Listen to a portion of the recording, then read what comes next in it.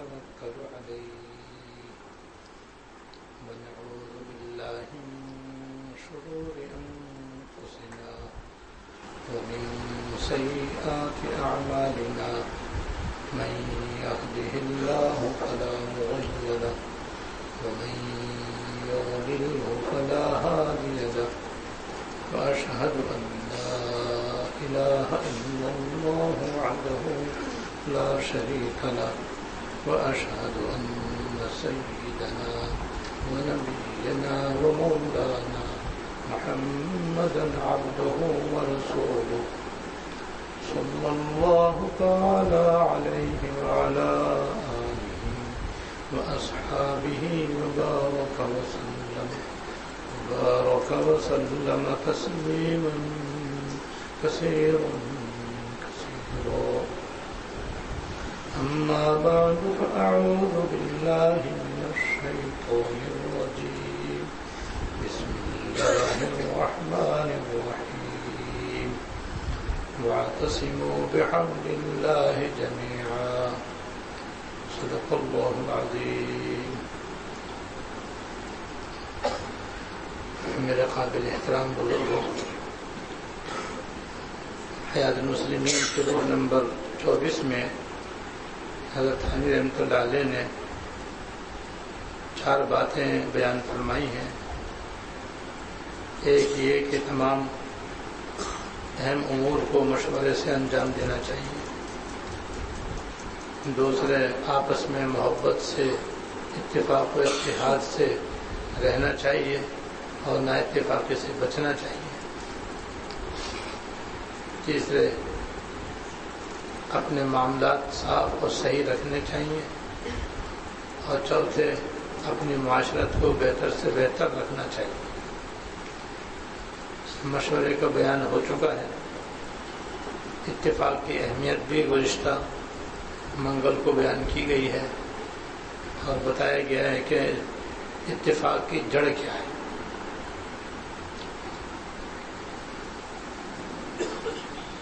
تو آپس میں محبت اور آپس میں الفت اور آپس میں اتفاق و اتحاد اس وقت ہو سکتا ہے جب اتفاق کرنے والوں میں تواضع ہو. تواضع اتفاق کی جڑ اور بنیاد ہے. اور جہاں تواضع نہیں ہوگی وہاں اتفاق نہیں ہوگا.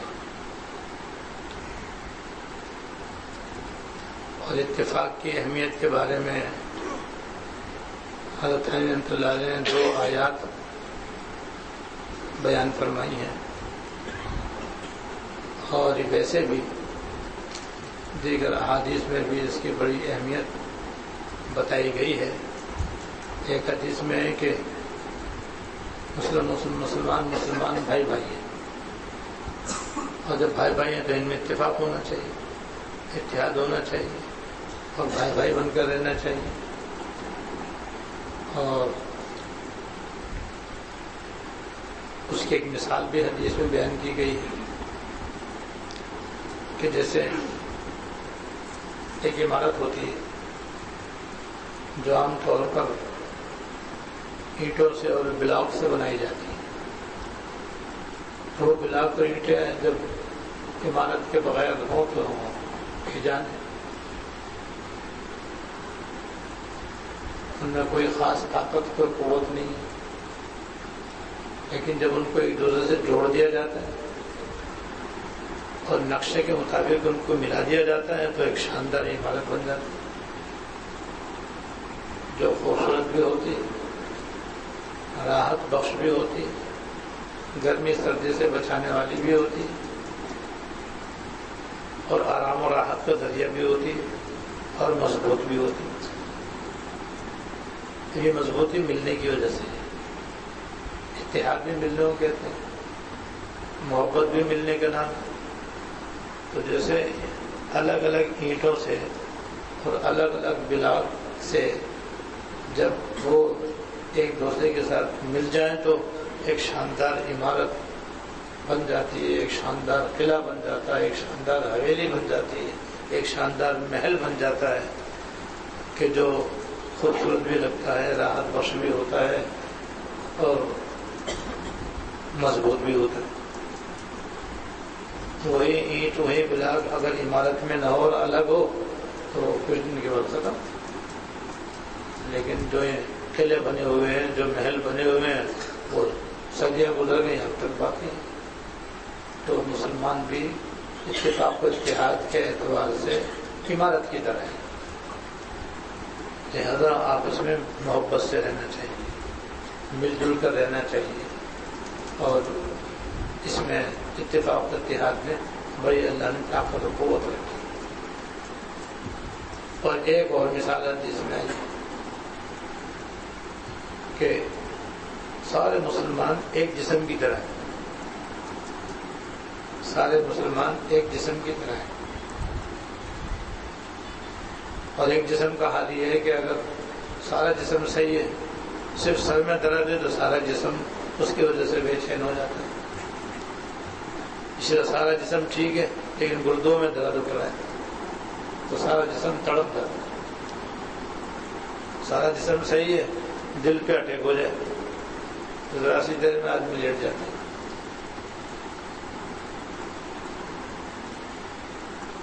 سارا جسم صحیح ہے، اس میں ایک ہی جگہ کہیں سوئی چبھا دو تو سوئی کہیں جگہ چبھائی، جسم سارا تکلیف اٹھا رہا، سارے جسم کو تکلیف ہو رہی ہے، سارے جسم کو پریشانی ہو رہی ہے، طبیعت پریشان ہو رہی ہے، اور چاہ رہا ہے کہ کسی طرح یہ تکلیف دور ہو۔ ایک جسم ہے لیکن تکلیف ایک حصے میں ہو تو سارا جسم اس سے تکلیف محسوس کرتا ہے، تو ساری رات جا کے گزار دیتا ہے۔ تو بے آرامی میں، تکلیف میں، جسم کے ایک حصے میں تکلیف ہو تو سارا جسم اس کو محسوس کرتا ہے۔ ایسے سارے مسلمان بھی ایک جسم کی طرح ہیں، لہذا اگر دنیا کے کسی ایک حصے کے مسلمانوں کو تکلیف ہو تو اگر دوسرے مسلمان واقعی مسلمان ہیں تو انہیں تکلیف ہونی چاہیے، کیونکہ ایک جسم کی طرح جو ایک جسم کا حال ہے وہ سارے دنیا کے مسلمانوں کا حال ہونا چاہیے۔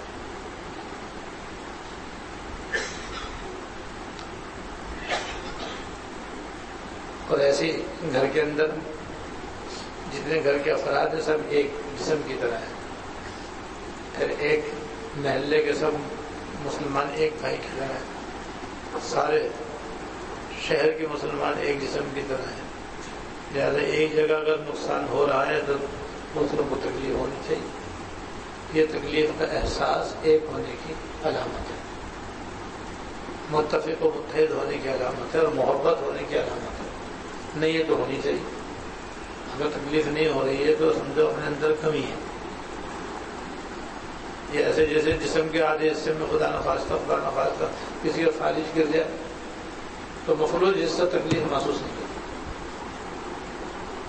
دوسرا حصہ تو محسوس کرے گا لیکن جہاں فالج ہے وہاں پہ اثر ہی نہیں ہوگا۔ اس لیے ڈاکٹر آپریشن کرتے ہیں تو اس کو سن کرتے ہیں، یا آدمی کو بے ہوش کرتے ہیں تو پھر آپریشن کر لیتے ہیں، اسے پتہ بھی نہیں چلتا، جب وہ ہوش میں آتا ہے تو معلوم ہو بھی گیا آپریشن۔ یا جیسے سن پر ختم تب تکلیف محسوس ہوگی ورنہ نہیں ہوگی۔ تو اگر ہم اپنی بے عملی کی وجہ سے، نافرمانی کی وجہ سے اگر ہمارا ایمان کمزور ہو گیا ہے اور مفلوج ہو گیا ہے تو پھر دوسرے مسلمانوں پر قیامت بھی گزرے گی تو اس کو احساس نہیں ہوگا۔ بہرحال سارے دنیا کے مسلمان ایک جسم کی طرح ہیں، یہ بھی اس بات کی علامت ہے کہ ان میں آپس میں اتفاق و اتحاد ہونا چاہیے، محبت ہونی چاہیے، الفت ہونی چاہیے، اور ایک مسلمان کی تکلیف دوسرے مسلمان کی تکلیف ہونی چاہیے، اور ایک کو ایک دوسرے کی تکلیف کا احساس ہونا چاہیے۔ احساس کے بعد اب کم از کم اتنا تو ہے کہ ان کی خیر خواہی تو کر سکتا ہے، اور ان کے لیے دعا تو نہایت ہی آسان ہے کرنا، کہ دل و جان سے ان کی عافیت کی دعا کرے، ان کی تکلیف دور ہونے کی دعا کرے، اور اگر کوئی وہ تدبیر بھی اپنے اختیار میں ہو تو وہ بھی کرنی چاہیے جیسے اپنے جسم کے لیے آدمی کرتا ہے۔ بہرحال معاشرے کے پرسکون ہونے کے لیے اور مسلمانوں کی معاشرت کے تو راحت ہونے کے لیے ضروری ہے کہ آپس میں الفت ہو، آپس میں محبت ہو، اتفاق ہو، اتحاد ہو. اور اس کی جڑ میں نے بتلا دی کہ وہ ہے تواضع.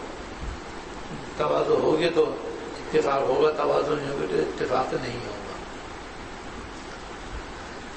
آیت نمبر 16 میں حضرت نے نا اتفاقی کی نحوست بیان فرمائی ہے کہ اتفاق کے مقابلے میں ہے افتراق،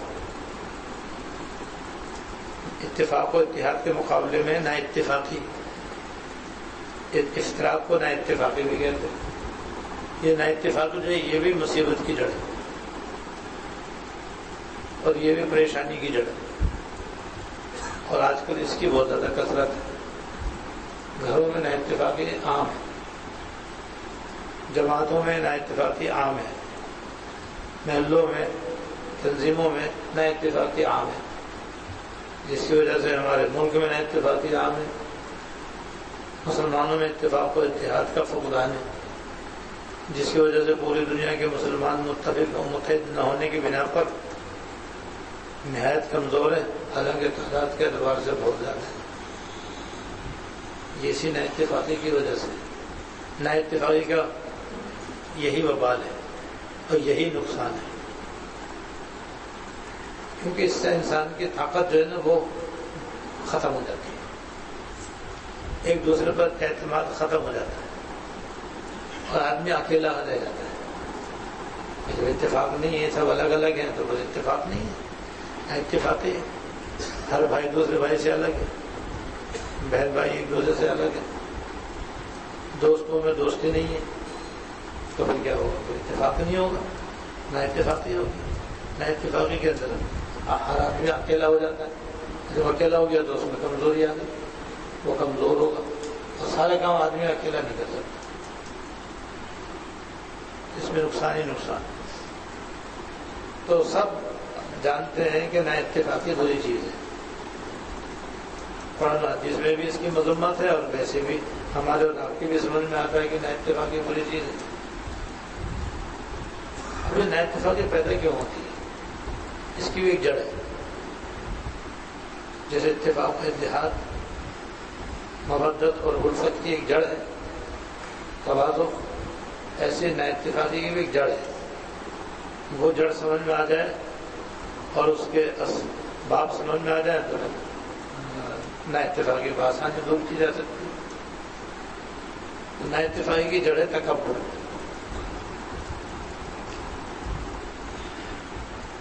اور تکبر حرام ہے، وہ گناہ کبیرہ ہے اور اس قدر خطرناک ہے کہ حدیث میں آتا ہے کہ جس شخص کے دل میں رائے کے برابر بھی تکبر ہوگا وہ جنت میں نہیں جائے گا،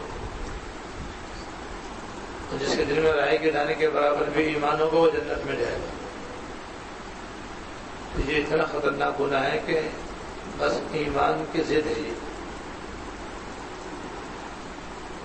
تکبر اسے کہتے ہیں کہ انسان اپنے دل میں اپنے آپ کو دوسروں سے افضل سمجھے اور دوسروں کو اپنے سے حقیر اور کمتر سمجھے. اسے کہتے ہیں تکبر. اور دوسروں سے اپنے آپ کو افضل چاہے علم کی وجہ سے سمجھے اور چاہے عمل کی وجہ سے سمجھے. شیطان نے اپنے آپ کو علم اور عمل کی وجہ سے سب سے افضل سمجھا تھا اور ذات کے اعتبار سے بھی افضل سمجھا تھا، مردود ہو گیا. تو چاہے علم کی وجہ سے اپنے آپ کو افضل سمجھے اور چاہے عمل کی وجہ سے سمجھے، چاہے مال و دولت کی وجہ سے سمجھے، چاہے حسن و جمال کی وجہ سے سمجھے، چاہے طاقت و قوت کے اعتبار سے سمجھے اور چاہے عہدے اور منصب کے اعتبار سے سمجھے اور چاہے عالی نسب اور عالی خاندان ہونے کی وجہ سے سمجھے، کسی وجہ سے بھی سمجھے، اپنے آپ کو دوسروں سے افضل سمجھے. یہ تکبر ہے. دوسرے افضل سمجھے اور جو سامنے والا اس کو اپنے سے حقیر اور کمتر سمجھے. یہ ہے تکبر. اور جب کسی کے دل میں تکبر ہوتا ہے تو اس سے بڑے بڑے چند گناہ وجود میں آتے ہیں. ان سے ہی اتحاد پارا پارا ہوتا ہے. محبتیں نفرت میں بدل جاتی، الفتیں عداوت میں بدل جاتی،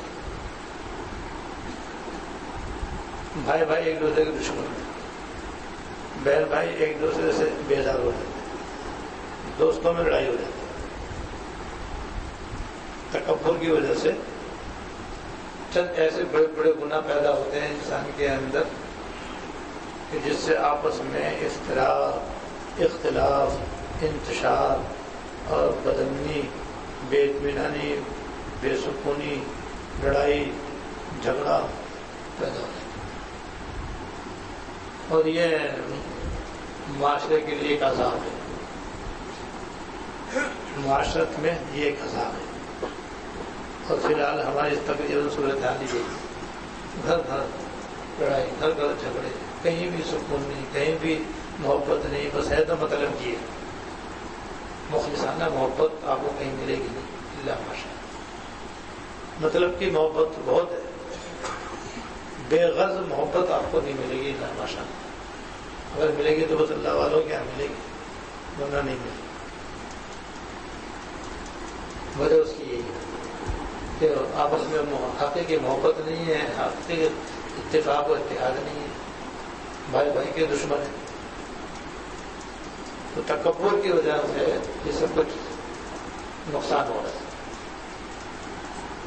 تکبر کی وجہ سے جو بڑے بڑے گناہ وجود میں آتے ہیں ان میں سے چند میں بتلاتا ہوں آپ کو، اور بھائی ہمارے بتانے کا، سننے سنانے کا یہ مقصد ہے، وہ ہم اپنا جائزہ ہے۔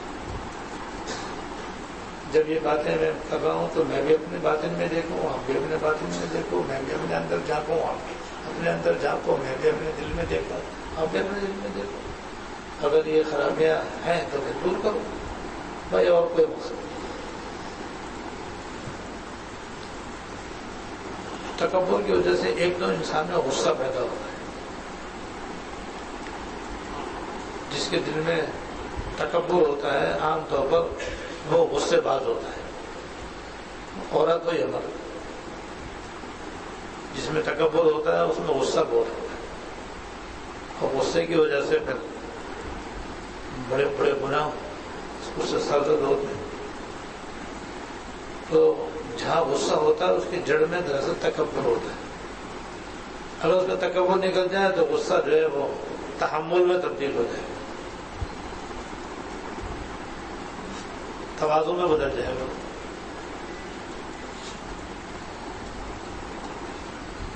اور غصہ اسی لیے حرام ہے، مراد بیجا غصہ کرنا ہے، اس سے بڑے بڑے گناہ انسان سے سرزد ہوتے ہیں۔ ایک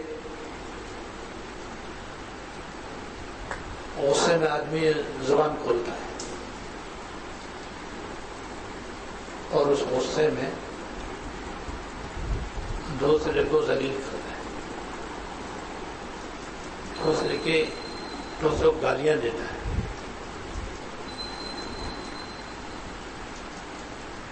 دوسرے کو برا بھلا کہتا ہے،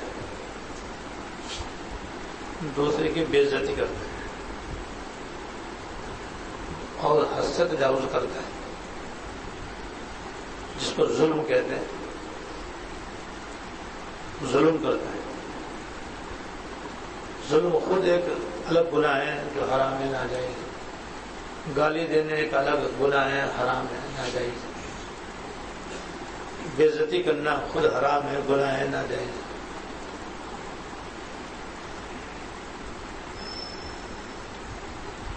غصے میں آدمی تہمت لگاتا ہے، محبت میں کوئی بھی کسی کی تہمت نہیں لگاتا، تہمتیں لگائی جاتی ہیں غصے میں لگائی جاتی ہیں۔ غصے کی وجہ سے آدمی دوسرے کے اوپر طرح طرح کی تہمتیں لگاتا ہے، اور تہمت لگانا خود ایک بہت بڑا گناہ ہے، ناجائز۔ بہتان لگاتا ہے غصے کی وجہ سے، غصے کی وجہ سے آدمی دوسرے سے بدگمانیاں کرتا ہے، حالانکہ کوئی اس کا اپنی ذات کے اعتبار سے مخالف نہیں ہے، کوئی اس کا برا نہیں چاہ رہا، کوئی اس کو برا نہیں سمجھ رہا، لیکن یہ تکبر کی بنا پر اور پھر تکبر کے بعد غصے کی بنا پر اس کو یہ اپنے دشمن سمجھتے ہیں، اپنے مخالف سمجھتے ہیں، اور سمجھتا ہے کہ یہ میرا بدخواہ ہے اور یہ میرا برا چاہتا ہے، یہ میرا مخالف ہے. یہ ہے بدگمانی کی مثالیں. یہ سب چیزیں گھروں میں ہوتی ہیں، یاد رکھو، عورتوں میں ہوتی ہیں، مردوں اور عورتوں میں بھی ہوتی ہیں. تو وہاں یہ تکبر اور تکبر کے بعد غصہ، تو غصے کے بعد یہ سارے گناہ وہاں پہ پائے جاتے ہیں. تو بتاؤ اس گھر میں کیسے محبت ہو، ساس بہو میں کیسے محبت ہو سکتی، بھابھی اور نندوں میں کیسے ملاپ ہو سکتا ہے. لہذا وہ پورا گھر جو ہے بجائے خوشیوں کا گھر ہونے کے وہ عذابوں کا گھر بنتا ہے. اس لیے کہ وہاں پہ تو غصے کا بے استعمال کثرت سے پایا جا رہا ہے، جس کی وجہ سے ایک دوسرے کے اوپر کیچڑ اچھالا جا رہا ہے، تہمتیں لگائی جا رہی ہیں، بہتان لگایا جا رہا ہے، لڑائی کی جا رہی ہے، جھگڑا کیا جا رہا ہے، بدگمانیوں کا بازار گرم، وہیں تان و تشنی ہوتی، وہیں شوہر بیوی پہ تانے کر رہا، تانے دے رہا ہے بیوی اور شوہر کو تانے دے رہی ہے، پھر آگے اور دیگر افراد سب ایک دوسرے کو تانا زنی کر رہے ہیں. یہ سب تکبر کی وجہ سے، غصے کی وجہ سے ہوتا ہے. تو تانا زنی بھی ہو رہی ہے، جس سے قرآن و حدیث میں منع کیا گیا ہے. اور حسد پیدا ہو جاتا ہے. حسد تو اتنا ہے آج کل کے علمان والحفیظ، جس سے اللہ پاک نے قرآن شریف میں پناہ مانگنے کی تعلیم دی ہے. حسد پیدا ہو جاتا ہے انسان کے دل کے اندر. اور حسد جسے کہتے ہیں کہ انسان دوسرے کے بارے میں یہ آرزو کرنے لگے کہ اس کو جو نعمت ملی ہے وہ چھن جائے، دوسرے کو جو نعمت ملی ہے وہ چھن جائے، مجھے ملے نہ ملے اس کے پاس نہ رہے. کسی کو اولاد کی نعمت ملی ہے، جس کی اولاد نہیں ہے وہ حسد کرتی، جس کی اولاد نہیں ہے وہ حسد کرتی ہے اس سے جس کی اولاد ہے. تو اللہ تعالیٰ کی شان ہے، تو سب کا امتحان لے رہے ہیں. وہ ان کی حکمت ہے، کسی کو اللہ تعالیٰ اولاد دیتے ہیں، کسی کو نہیں دیتے. قرآن شریف میں اللہ پاک نے فرما دیا یہب لمن یشاء اناثا ویہب لمن یشاء الذکور. اللہ تعالیٰ جس کو چاہے لڑکیاں عطا فرمائے اس کے لڑکا نہیں ہوتا، اور جس کو چاہے اللہ تعالیٰ لڑکے ہی لڑکے عطا فرمائے لڑکی ایک بھی نہ دے. اور یزوجہم ذکرانا واناثا، تو جس کو چاہتے ہیں اللہ تعالیٰ لڑکیاں بھی دے دیتے ہیں لڑکے بھی دے دیتے ہیں، دونوں اس کو نصیب ہو جاتے ہیں. وَيَجْعَلُ مَن يَشَاءُ عَقِيمًا، اور جس عورت کو چاہے اللہ تعالیٰ بانجھ کر دیتے ہیں، اس کے نہ لڑکی نہ لڑکا. یہ تو اللہ تعالیٰ کی تقسیم ہے.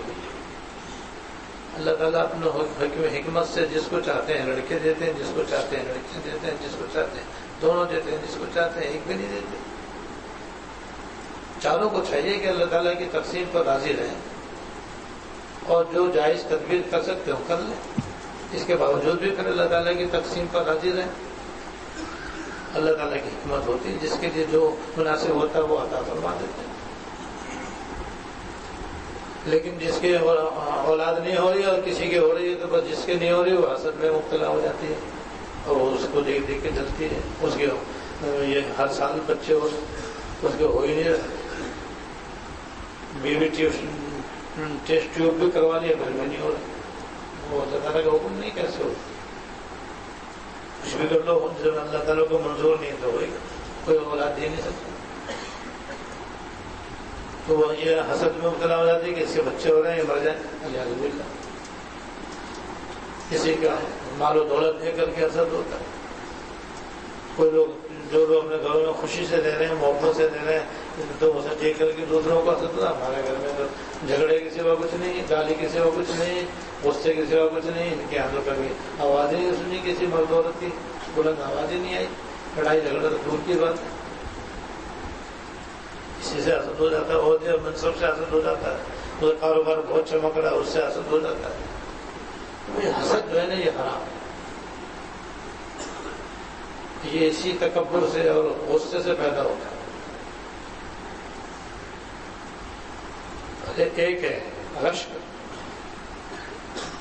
رشک جو ہے وہ جائز ہے. رشک جائز ہے. رشک اسے کہتے ہیں کہ جس کو جو نعمت ملی ہے دعا کرے کہ اللہ یہ اس کی نعمت اسی کے پاس رہے, یہ نعمت مجھے بھی عطا فرما دی. تو جہاں محبت ہوگی وہاں رشک ہوگا, جہاں تواضع ہوگی وہاں رشک ہوگا, جہاں تکبر ہوگا وہاں حسد ہوگا. حسد حرام ہے اور رشک جائز ہے. ایسے ہی تکبر کی وجہ سے آدمی جب چونکہ اپنے کو اچھا سمجھتا ہے, افضل سمجھتا ہے, دوسرے کو حقیر سمجھتا ہے, ذلیل سمجھتا ہے, لہذا وہ مذاق بھی کرتا ہے. اور یہ بھی ہمارے معاشرے میں بہت زیادہ پایا جاتا ہے. عورتیں عورتوں کا مذاق اڑاتی ہیں, مرد مردوں کا مذاق اڑاتے ہیں. تو چونکہ یہ کثرت سے پایا جاتا ہے, اس لیے قرآن میں اللہ پاک نے عورتوں کو الگ مخاطب کر کے مذاق اڑانے سے منع کیا اور عورتوں کو الگ مذاق اڑانے سے منع فرمایا کہ مرد عورتیں عورتوں کا مذاق نہ اڑائیں, مرد مردوں کا مذاق نہ اڑائیں. اور مذاق اڑانے میں عام طور پر جو مذاق اڑانے والا ہوتا ہے اور دوسرے کی کو ذلیل کرنے والا ہوتا ہے, اسے نیچے دکھانے والا ہوتا ہے. تو مذاق میں دوسرے کا ایسا مذاق کیا جاتا ہے کہ اس کی تحقیر ہوتی ہے, اس کی توہین اور تذلیل ہوتی ہے. اور یہ کلّا تکبر کی وجہ سے ہے. تو یہ گناہ ہے اور ناجائز ہے. اور مذاق سے ملتی جلتی چیز ہے مزاح. مزاح جائز ہے, مذاق ناجائز ہے. مذاق میں دوسرے کی توہین ہوتی ہے, دوسرے کی تذلیل ہوتی ہے, دوسرے کو حقیر بتایا جاتا ہے, تو ایسا اور ویسا ہے. اور مزاح میں کوئی تحقیر نہیں ہوتی, کوئی تذلیل نہیں ہوتی, بس خوش طبعی ہوتی ہے. اور یہ سرکار دو عالم صلی اللہ علیہ وسلم سے ثابت ہے. ایک مرتبہ ایک بڑی بھی آپ خدمت میں آئی اور حضور سے دعا کی درخواست کی دعا کی اللہ تعالیٰ نے جنت میں داخل فرما دیا. ہمیں کوئی بڑی جنت میں نہیں جائے گی, ہمیں کوئی بڑی جنت میں نہیں جائے گی, تو ہو جائے گی ہونے لگی. آپ نے فرمایا, آپ نے پرانے قرآن میں اللہ پاک نے فرمایا کہ سب کو اللہ تعالیٰ جوان کر کے جنت میں داخل کرے گا. کوئی بڑھا جنت میں نہیں جائے گا, جو بھی جائے گا جوان رانا بن کر کے جنت میں جائے گا. آپ نے یہ مذاق فرمایا جو حقیقت پر مبنی. ایسے ایک شخص آیا, اس نے کہا حضور مجھے ایک سواری کے لیے اونٹ دے دیجیے. میرے پاس سواری نہیں ہے, میں کیسے سفر کروں, بغیر سواری کے سفر مشکل. ابھی اس کو اونٹنی کا بچہ دے دو. اونٹنی کا بچہ لے کے میں کیا کروں, مجھے تو اسے لے کے چلنا پڑے گا. اونٹ میں تو اونٹنی کا بچہ ہی ہوتا ہے. یہ مذاق فرمایا صلی اللہ علیہ وسلم. تو مزاح جائز ہے, مذاق ناجائز. تو جہاں تکبر ہوتا ہے وہ مذاق بھی ہوتا ہے. آدمی جس کو اپنے سے حقیر سمجھتا ہے نا, اس کو کیا کہتے ہیں, مذاق کرتا ہے اس کو, جس سے اس کو تکلیف ہوتی ہے اور وہ بیچارہ بول بھی نہیں سکتا. بات تو نہیں تو بعد میں تو وہ بھی ترکی قدر کی مذاق کرتا ہے. پھر لڑائی وہ تکبر کی وجہ سے اب لڑائی وجود میں آ گیا. اب دونوں لڑائی ایک دوسرے کو, وہ اس کو مار رہا ہے, اس کو مار رہا ہے, یا وہ اس کو گالی دے رہا ہے, وہ اس کو گالی دے رہا ہے.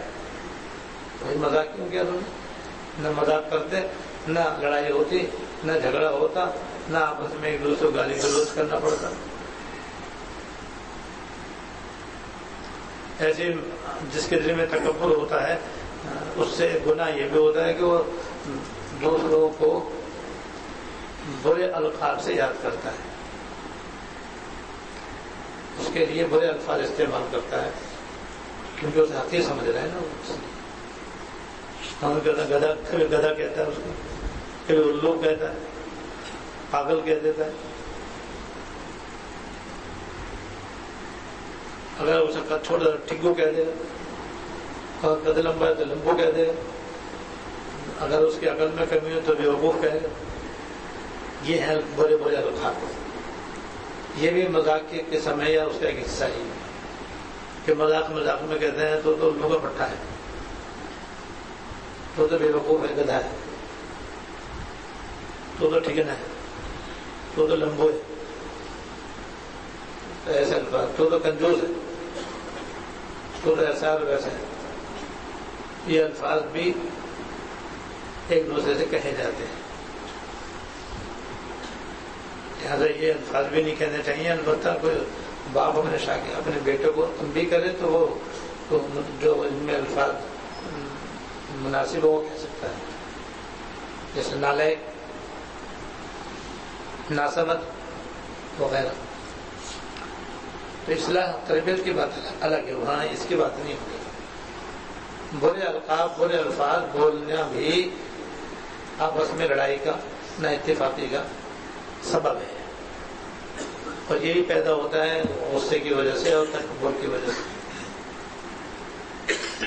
اور ایک گناہ تو ایسا ہے کہ جو حد سے زیادہ عام ہے، وہ ہے غیبت۔ تو وہ غیبت کتنی ہے، کتنی عام ہے۔ عام لوگوں میں تو ہے ہی عام، جو خاص لوگ ہیں، یعنی جو عام طور پر دیندار کہلاتے ہیں، مرد ہوں یا عورتیں، ان میں بھی دیکھو ہر جگہ برائی، ہر جگہ برائی، ہر جگہ غیبت، ہر جگہ غیبت۔ اس سے بھی اللہ پاک نے اپنے شیء میں منع فرمایا۔ اور غیبت کرنے سے، غیبت کرنے والے کی نیکیاں اس کو مل جاتی ہیں جس کے آدمی غیبت کرتا ہے۔ اس لیے ایک شخص حضرت امام ابو حنیفہ رحمۃ اللہ علیہ خدمت میں بہت عرصے تک رہا۔ بہت عرصے تک رہنے کے بعد ایک دن اس نے کہا کہ حضرت، میں بہت سے علماء، صلحاء، اولیاء کی خدمت میں رہا ہوں، اور جہاں بھی میں گیا ہوں کافی عرصہ رہا ہوں، تو ہر ایک سے کبھی نہ کبھی کسی کے متعلق برائی ضرور سنی ہے، کہ غیبت سنی ہے میں نے، لیکن آپ کے پاس جب سے آیا ہوں اتنا عرصہ ہو گیا، آپ کی خدمت میں رہتے ہو، آج تک کبھی میں نے آپ کی زبان سے کسی غیبت ہی نہیں سنی۔ میں باولا ہوں جو میں غیبت کروں گا تو اپنی ماں کی کروں گا۔ تو اور سٹ پڑا ہے، چلو حضرت ایک نہ شد دو شد، پہلے تو میں یہی آپ سے کہہ رہا تھا کہ آپ کی زبان سے کبھی میں نے غیبت سنی نہیں آپ سے، اب آپ کہہ رہے تو کروں گا تو اپنی مائیں کروں گا، تو کیا مائیں فالتو ہے حضرت غیبت کرنے کے لیے؟ اس میں کیا راز ہے؟ لوگ تو فقیر ہے، اللہ تعالیٰ ان کے فقر کا کچھ حصہ ہمیں بھی عطا فرمائے۔ تو فرمایا بھائی بات یہ ہے کہ غیبت کرنے سے، غیبت کرنے سے جس سے غیبت کرنے والے کی نیکیاں اس کو مل جاتی ہیں جس کی غیبت کی جاتی ہے۔ میری نیکیاں فالتو، میں رات دن محنت کروں، اپنی نیکیاں کماؤں، پھر نیکیاں غیبت کے ذریعے دوسرے کو دے دوں، میری نیکیاں فالتو ہے کیا؟ ہاں اگر کروں گا تو اپنی ماں کروں گا، تاکہ میری نیکی میری ماں کو ملے اور گھر کی نیکی گھر میں رہے۔ یہ ان کی سمجھ، ایسے ان کی سمجھ بوجھ کا اور فقہ کا ایک اور واقعہ ہے، وہ بھی غیبت سے متعلق ہے۔ یہ سب میں اس لیے سنا رہا ہوں، ہم بھی غیبت سے بچیں بھائی۔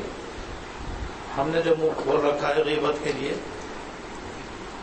اپنی نیکیاں اول تو پلے کچھ ہے نہیں، اور ہوں بھی تو وہ ہم غیبت کر کر کے دوسروں کو دے دیں، یہ کون سی سمجھداری کی بات ہے؟ بچنا چاہیے۔ تو حضرت کے حاصل بھی تھے، اللہ بچا، لوگ حضرت سے حسد کرتے تھے، اللہ پاک نے آپ کو بڑا اونچا مرتبہ عطا فرمایا تھا، علم کے اعتبار سے بھی، مال و دولت کے اعتبار سے بھی اللہ تعالیٰ نے بہت اونچا مقام عطا فرمایا، لہذا آپ کے حاصل بھی تھے جو طرح طرح کی باتیں کرتے رہتے تھے، حسد کی وجہ سے جو ہوتی، تو ایک آدمی حضرت کو بہت ہی برا بھلا کہتا رہتا تھا۔ جب حضرت کو پتہ چلا کہ وہ میرے سے حسد کرتا ہے اور میری برائیاں کرتا ہے اور بہت ہی کہتا سنتا رہتا ہے، تو حضرت نے اس کے پاس ایک تشتری میں دینار رکھ کے بھیجنے شروع کی، اور وہ حسد کر رہا ہے، وہ برا بھلا کہہ رہا ہے، اور حضرت ہدیہ بھیج رہے ہیں۔ اور الانسان و عبد الاحسان، انسان تو احسان کا غلام ہے، احسان کرنے سے، سلوک کرنے سے دشمن بھی دوست بن جاتا ہے، یہ اس کی خاصیت ہے۔ تو ایک دفعہ گیا، دو دفعہ گیا، پھر اس سے رہا نہ گیا، آہستہ آہستہ آہستہ آہستہ اس نے اپنا لہجہ بدلنا شروع کر دیا، اور اب وہ آہستہ برائیاں کم کرنی شروع کر دی. وہ حضرت کا ہدیہ اس کو ملتا رہا. آخر کار اس نے حضرت کی برائی کرنی چھوڑ دی اور وہ اس کا حسد جو تھا وہ ختم ہو گیا. وہی حضرت تو مجھ پر اتنا احسان کریں اور اشرفیوں کی بھر بھر کے تشتریاں مجھے ہدیے بھیجیں، میں ان کی برائی کروں، یہ کوئی انسانیت ہے؟ لہٰذا اس نے حضرت کی برائیاں کرنا چھوڑ دی. حضرت نے ہدیہ بھیجنا بند کر دیا. اور جب ہدیہ آنا بند ہو گیا تو اس کی آنکھیں کھلی. اس نے کہا واہ حضرت، جب میں آپ کا دشمن تھا، آپ سے حسد کرتا تھا تو روز اشرفیوں کی تشتری آتی تھی، اور جب میں آپ کا دوست بن گیا آپ نے ہدیہ دینا بند کر دیا. میں ادلا بدلا تھا، یہ تو ادلا بدلا تھا. بھائی تم میری غیبتیں کرتے تھے، میری برائیاں کرتے تھے، لوگوں کے سامنے مجھے بدنام کرتے تھے، تو تم اپنی نیکیاں مجھے دیتے تھے تو آخرت کی اشرفیاں ہیں بھائی. تو تم تو مجھ پر اتنا احسان کر رہے تھے، تو کیا میں تم کو دنیا کی اشرفیاں بھی نہ دیتا؟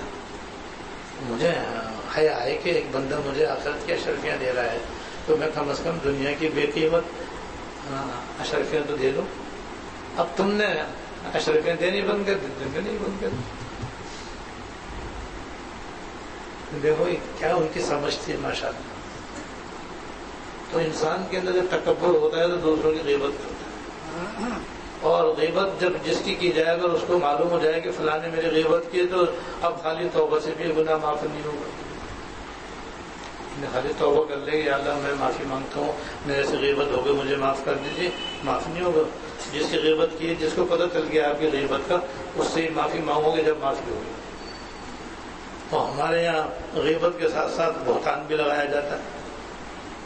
جہاں غیبت ہوتی ہے وہاں عموماً بہتان بھی لگایا جاتا ہے، کیونکہ غیبت تو جس اس آدمی کے اندر جو عیب ہے اسی کے بیان کرنے کو تو غیبت کہتے ہیں. کسی آدمی کا کوئی بھی عیب ہے، چاہے وہ کوئی سا بھی عیب ہو، دوسروں کے سامنے وہ عیب بیان کریں ہم بغیر شرعی وجہ کے، تو وہ غیبت ہے. جیسے کوئی ہمارا مخالف ہے، ہم دوسروں کے سامنے کہیں وہ میرا بڑا مخالف ہے، یہ غیبت کہتے ہیں. تو جو عیب کسی کے اندر واقعتاً ہے وہی عیب اس کی عدم موجودگی میں کسی کے سامنے بیان کیا جائے، اسے کہتے ہیں غیبت.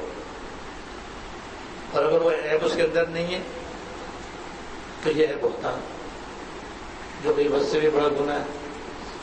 تو ہمارے یہاں تو غیبت اور بہتان ساتھ ساتھ ہوتے ہیں، کیونکہ عیب ایک ہوتا ہے اور اس کے ساتھ مرچ مسالہ لگا کر کے اس میں دو چار باتیں اور جو اس کے اندر نہیں ہے وہ بھی ساتھ میں بیان کر دی جاتی ہیں، جس کی وجہ سے وہ گناہ اور بھی سنگین ہو جاتا ہے. اس لیے جو ہے اس سے بچنا چاہیے. تو یہ موٹے موٹے چند گناہ ہیں جو میں نے بتائے تھے کہ ان کے یہ تکبر کی وجہ سے پیدا ہوتے ہیں، اور جب یہ پیدا ہوتے ہیں تو وہاں پہ لڑائی اور نہ اتفاقی نہ اتفاقی، جھگڑے فساد غصے غصہ. تو گھر ہو، محلہ ہو، برادری ہو، خاندان ہو، جماعت وہ ٹکڑے ٹکڑے ہو جاتی ہیں. اللہ تعالیٰ ہم سب کو نہ اتفاقی کی نوسطوں سے بچنے کی توفیق اور اتفاق و اتحاد سے رہنے کی اور الفت و محبت سے رہنے کی توفیق. جب دونوں کی جڑ اور سمجھ لینی چاہیے، اتحاد کی جڑ تواضع اور نہ اتفاقی کی جڑ تکبر. اللہ تعالیٰ بچنے کی توفیق. اللهم لك الحمد لا نحصي ثناء عليك أنت كما أثنيت على نفسك. اللهم لك الحمد لا نحصي ثناء عليك أنت كما أثنيت على نفسك. اللهم صل على سيدنا مولانا محمد وعلى آل سيدنا مولانا محمد وبارك وسلم. ربنا ظلمنا أنفسنا وإن لم تغفر لنا وترحمنا لنكونن من الخاسرين. ربنا ظلمنا أنفسنا وإن لم تغفر لنا وترحمنا لنكونن من الخاسرين. ربنا هب لنا من أزواجنا وذرياتنا قرة أعين واجعلنا للمتقين إماما. اللهم اغفر لنا وارحمنا وعافنا واعف عنا. اللهم اغفر لنا وارحمنا وعافنا واعف عنا. اللهم وفقنا لما تحب وترضى من القول والعمل والفعل والنية والهدي إنك على كل شيء قدير یا ارحم الراحمین یا رب العالمین یا حی یا قیوم یا ذی الجلال والاکرام. ہم سب کے اگلے پچھلے چھوٹے بڑے خفیہ اعلانیہ سارے گناہوں کو معاف فرما اور ہمارے دل سے تکبر کو اپنے رحمت سے خارج فرما اور تواضع پیدا فرما. ہمارے دلوں میں تواضع پیدا فرما. تکبر کو یا اللہ باہر نکال دیجیے اور یا اللہ دیگر گناہوں سے بھی بچنے کی توفیق عطا فرما. ربنا تقبل منا انك انت السميع العليم وتب علينا انك انت التواب الرحيم. صلى الله تعالى على النبي الكريم محمد وآله وصحبه اجمعين. آمين برحمتك يا رب.